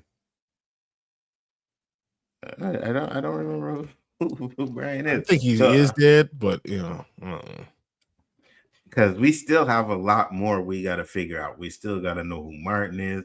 We still got to know who the man in white is. So this show did a great way of giving us a lot of information in the end of the final of season 3, and then giving us more questions to ponder about. Yep. So that's why that's why we're here. That's why we're doing this, because there's things like, I don't think we ever we did the Garden of Eden stuff. That was during these streams. We never really thought about that in the original till we went back and watched it and be like, you know what? These biblical references kind of make sense. You know what I mean? Oh, he said no. Victor's mom and sister left during the day.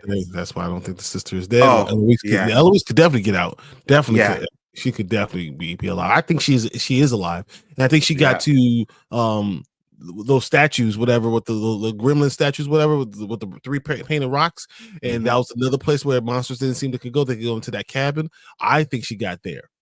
So. Absolutely, 100%. And again, this show has been giving us hints and hints and hints and hints and constantly, right? You get all these little statements, like we watched this one where they show Jim the bottle. Right, then Jim's hanging from a tree, so of course that represents the bottle tree, and then Jim's death. You know, so we had Victor hinting that Eloise was very good at hide and seek. He could never find her. Why She could he drew never most of the find her? pictures that he doesn't remember. She Yes, drew the pictures. You yes, know, he said I picked up little pieces of her, but how could he have buried all these people? So there's so much that go unanswered that we really need to dive into and talk about. So yeah. absolutely, 100%. So that's why I like to do this. That's why I love this show, is because even though, like, some shows, you'll watch them, they'll end the season. It's like, okay, there's a cliffhanger, but they pretty much tie up all the loose ends for that season. You know what I mean? And this show ties up loose ends, but gives you way more Four more questions that, strings. yeah, exactly. So Severance did that. Silo did that, so that's why those Mhm. shows are good, because they answer questions. They give you enough answers to keep you, but then they're like, oh, but we got these other What questions about that you this got. question? Yeah, exactly. You know what I mean? So absolutely. Said, has anyone theorized that Julie could somehow be Eloise? So I think I they're the don't. same type of story walk. Yes, I don't think they're yes. necessarily the same people. Exactly. Right. So, like we said, Papa Socks, we already know that Tabitha, Jade are some sort of reincarnations of, the original people that did it. But I also think that when it comes to Ethan, I think Ethan is mirroring what Victor's supposed to do it. So, like, if this show doesn't end in a good way, it'll end with Ethan being the one coming out of the cellar and everybody dead. So Ethan's there to mirror Victor, and just like Julie is there to mirror Eloise, right? Because they are the offspring of the two prime reincarnations. So Yep. that's pretty much the theory that we have. So that's why the reason I love Supernatural is because at the end of every season, they tied it up perfectly, and then they left a little cliffhanger for the next season. Yep. That's how you have to do it. You know what I It's so mean? smart. And they did it for 14, 16 like iterations of it. And they knew what they're doing. I didn't hate any of it. I didn't hate the God part. I didn't hate the Jack part. I didn't hate any of it. The God's sister. So good. Actually, give us a cliffhanger. Finish what you're talking about. Give us a cliffhanger on the next season, but continue the story. That's how you're supposed to do it. One What an original. and you're laughing. Wait, which idea? What's an original idea? Oh, you're Putting talking about give theory. me a little cliffhanger. Oh, Finish up your season. Give us a cliffhanger for the next season. facts, as it should be. You know what I mean? As it should be. But definitely, we'll be back here next week with more information for you guys, another breakdown of, and then we're gonna get into season 2. So make Oh sure yeah. you guys check into that, because season 2 is fire too. And I think there's gonna be a lot of things in there that we're able to figure out too, because there's You a get few a things that bus. come to my mind. Yeah, yeah. We get a bus. And you know what? I think what we'll do is we'll probably figure out, because I know we counted 14 people. We already found out 14 people died in the colony house, and then 14 new people came in. So it seems Yep. like there's a certain amount of people that need to be in this town, and they always keep bringing back. Even when Jade and Tabitha first came in there, right? Some people died, but again, Jim was probably the X factor. And the reason, see, here, I'll go back to what I said earlier. The reason why Jim is the X factor, because when Miranda first went, she went alone without Out Henry. Henry. Right, right. So that's why that turned out the way it did. Now, in this reincarnation, Jim ended up going over there, which kind of messed everything up a bit, right? He probably wasn't supposed That's to why be they there. had to kill him. Yes, 100%. And I think Boyd is that X factor too, as well. The only thing I think with Boyd is they know they have to break Boyd. They can't just kill him. They have to break him, which will, And that's why Sara is the hero. yes, she made sure he kept his soul. 100%. That was just 100%. for you, Listen, Nikisha. Just joking. I ain't joking. No, I'm not joking. Sara can get 2 plates at the barbecue. You know what I mean? Talking about an ending with Ethan coming out very original. Oh no, that's Sarcasm. that's your theory, 100%. Hey, no, this is 100%. We give you credit where credit is due. I give you credit for that all the time. I may not have said it on here, but if you go back to previous episodes, I've definitely said that 100% is yours. 100%. I would never take credit for your theories or anybody else's theories. Absolutely not. That's not gross. Let her get 2 plates, man. She did her job. She did what she had to do.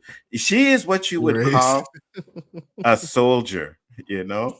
That's fine. That's fine. Enjoy the raisins and the potatoes. No, that's what we give Elgin.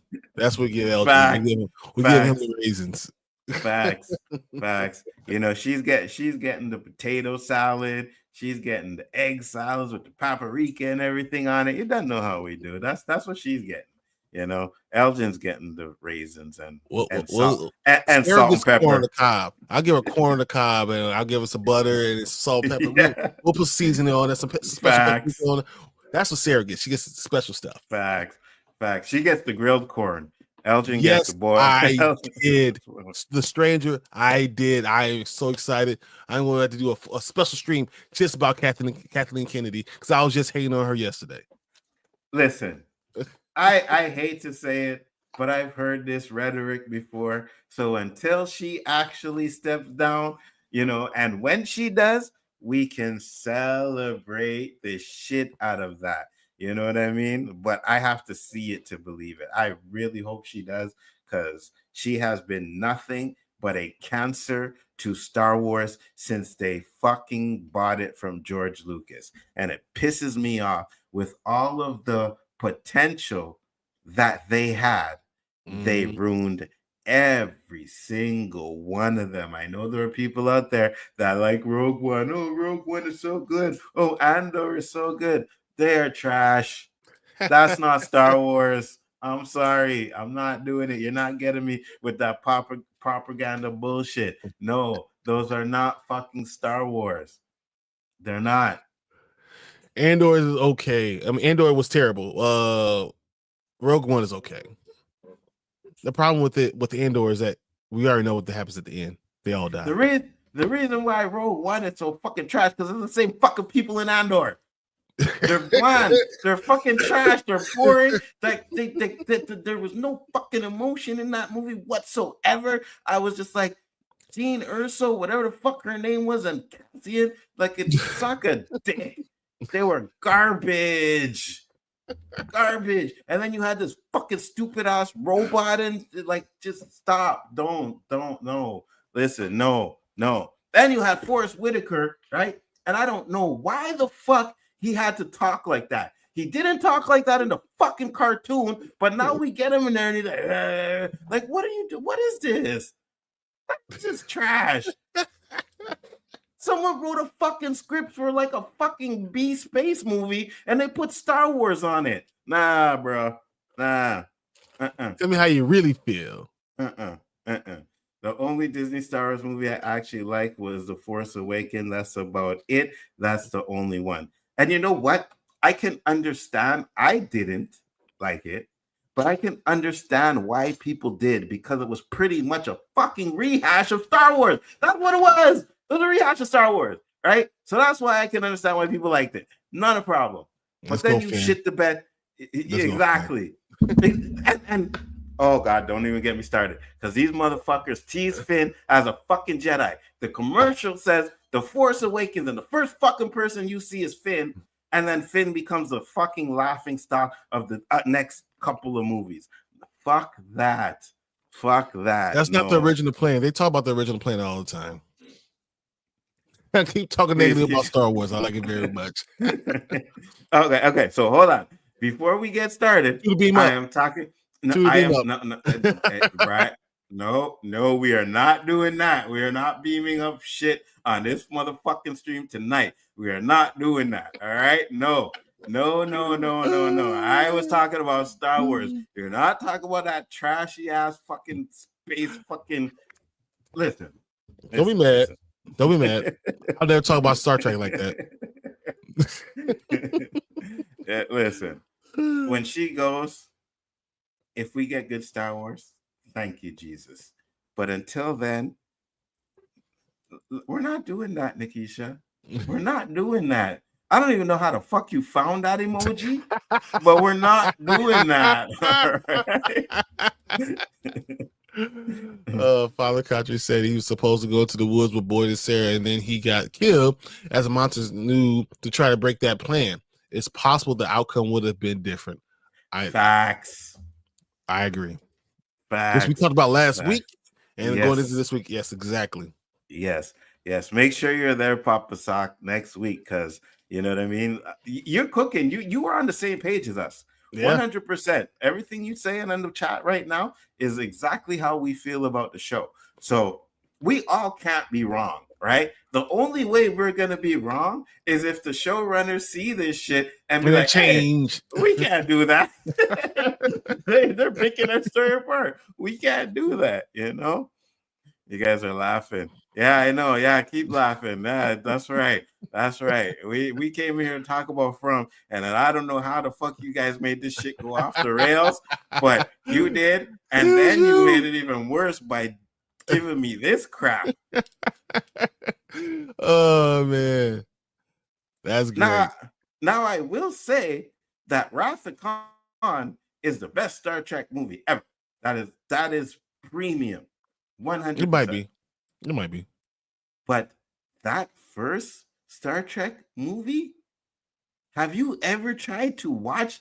Listen, if you cannot fucking sleep, put on Star Trek the movie. Yes. The original one? The original? Yes. The original Star Trek the movie. Yes.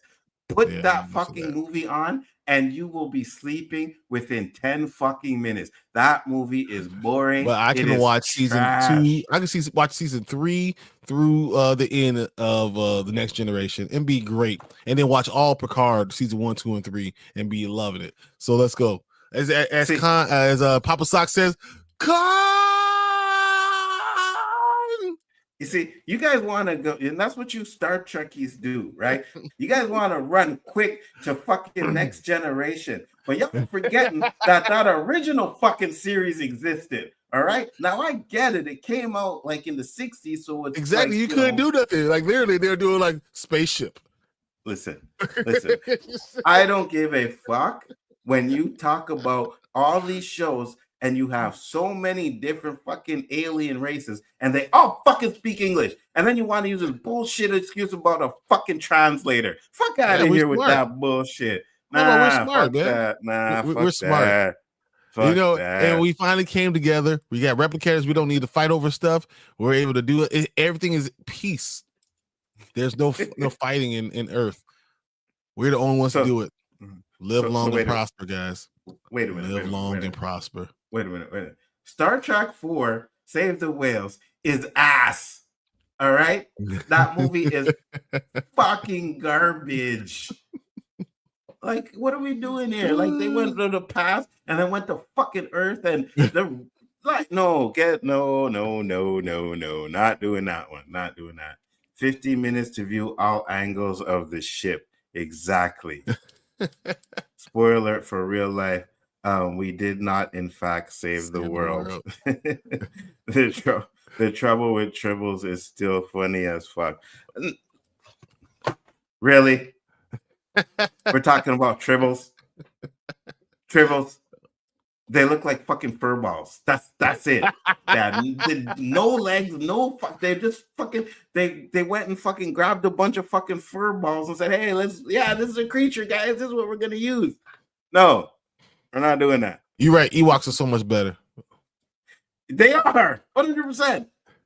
100%. I mean, Ewoks were cute and shit. You know what I mean? Not only were they cute, they fucking handled their business. All right. They fucking murdered fucking stormtroopers. They did what the fuck they had. Not only did they murder the fucking stormtroopers, they were fucking cannibals. All right. They were gonna cook Han and Leia. Right. Han and Luke, and they didn't. But at the end, they're playing the fucking jump on the stormtroopers' heads. Well, where the fuck did the stormtroopers go? You know where they went? In their fucking bellies. They ate the damn stormtroopers, all right? So we're not going to sit here and shit on the fucking Ewoks. We're not doing that. Ewoks were fucking cute but deadly, all right? Apparently, J.J. Abrams is making his 4 Star Trek movie starring Chris Pine. And you know what? those fucking J.J. Abrams movies were better than any fucking thing that came before them. No. The Next Generation is awesome. Deep Space Nine is awesome. Awesome. Let's go. So first off, this shows me that you black motherfuckers hate your own race. But when you talk about fucking Deep Space Nine, because when Deep Space Nine first started, and I was like, ooh, we got Cisco. Because we had two black, all these black bruh, people in it.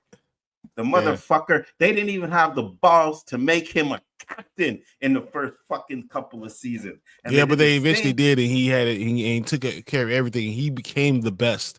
All Deep Space Nine. You know what Deep Space Nine started off? Because once again, because of Worf. So like literally all this because of that. So we knew, and we know. You know why they made him a captain? Because people were fucking losing their goddamn minds. Like, hey, how is he not a captain? He has the same rank as fucking same rank as Riker. Him and Riker are the same fucking rank.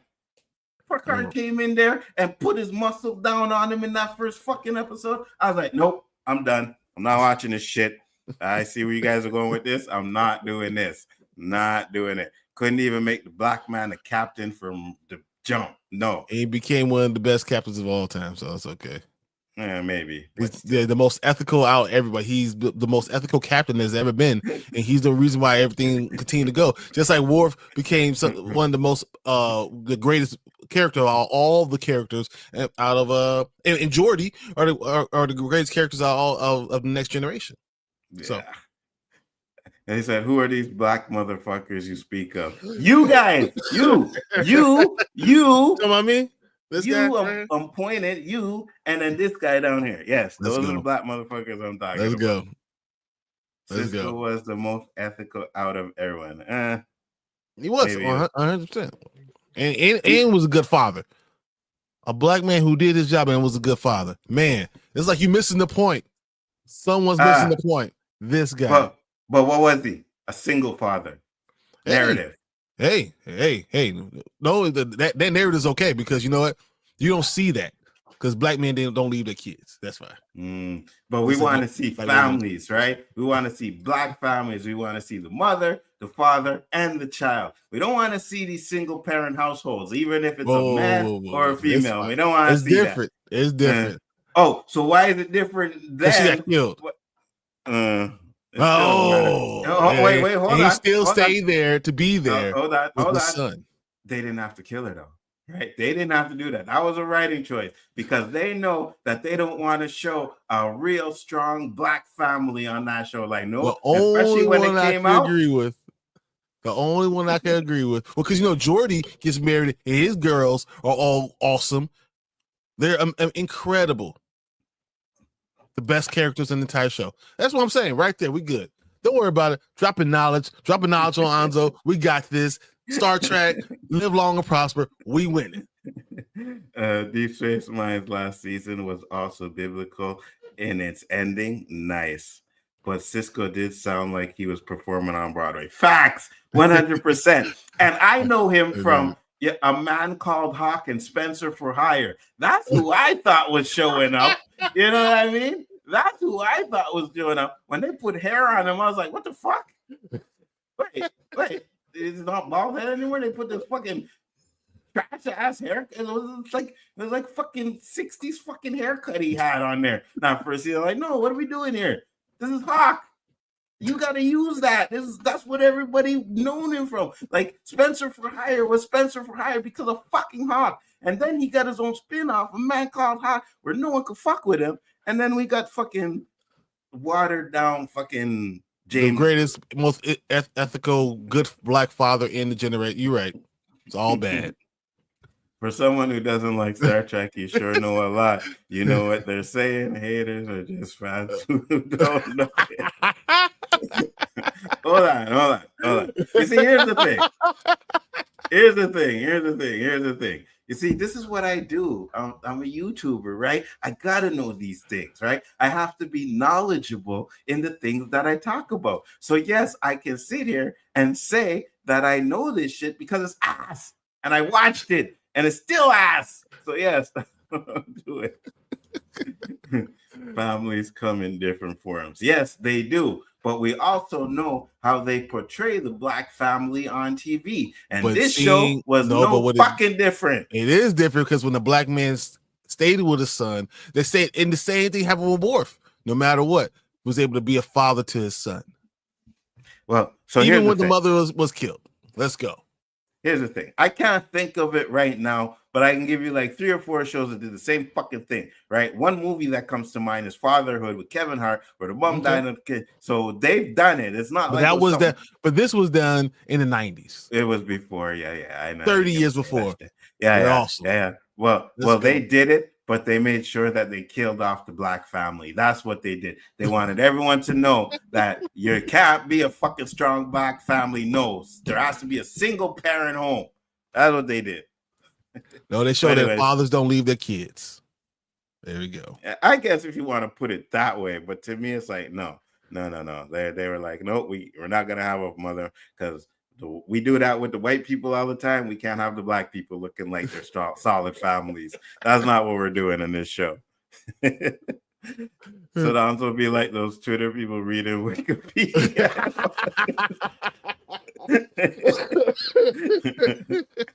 Sometimes I ain't even gonna deny it. Sometimes.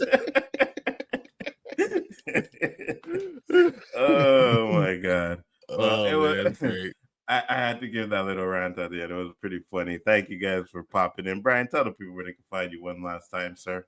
Hey, at 1/3 of Spoiler Kings, we go live Mondays and Thursdays from 9:30 to about midnight. And then we go on Saturdays. We're breaking down Severance. We're going to do a TV show every single time as low as we can with you guys. The best ones will always be broken down on Saturdays. And I might even bring this fool up in there too. Yeah, so I don't know what happened. I guess his connection went out. I don't know who the fuck he think he calling a fool though. Like, you on my stream, motherfucker. No, don't be doing none of that. Hey, we ain't doing that. I got the power up in this bitch.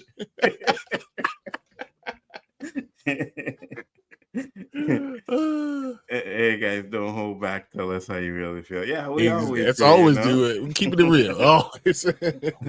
And I got to be careful what I say though, because I heard I was mean sometimes. You know what I mean? So, but you know what? I'm gonna be what I gotta be. You know exactly. Okay, Pac, you got the juice. 100% on my stream. Yes, I got the juice now. Yes, on my stream. Yes, I do. When I'm on their channel, I got no say in the matter. But over here, oh yeah, you ain't gonna come on my stream. I still give him the juice no matter what. This is what I do.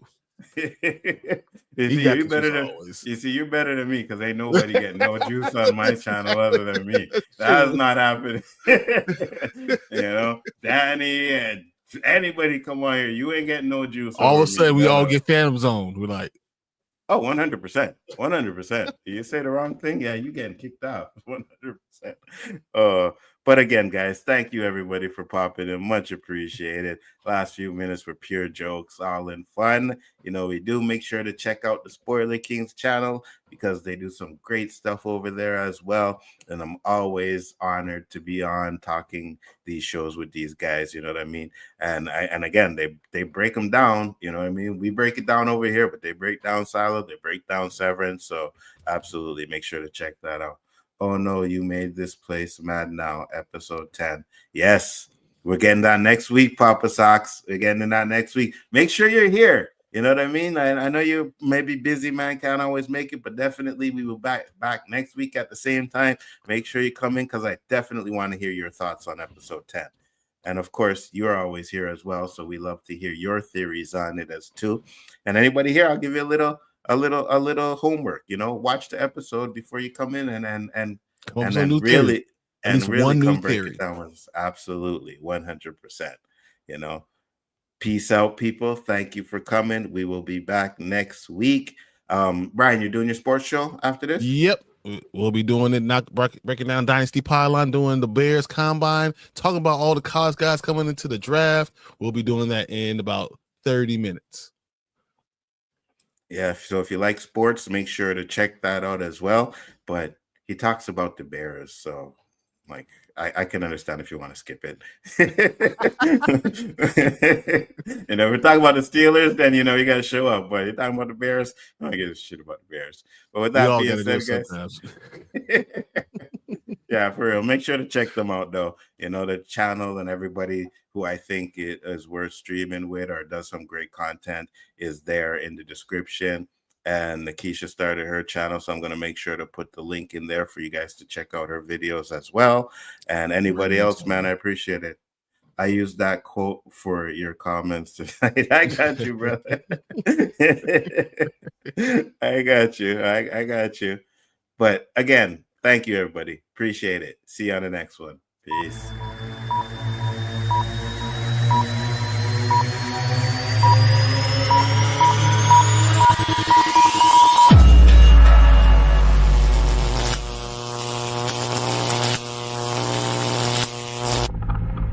Everyone in this town has been exactly where you are right now.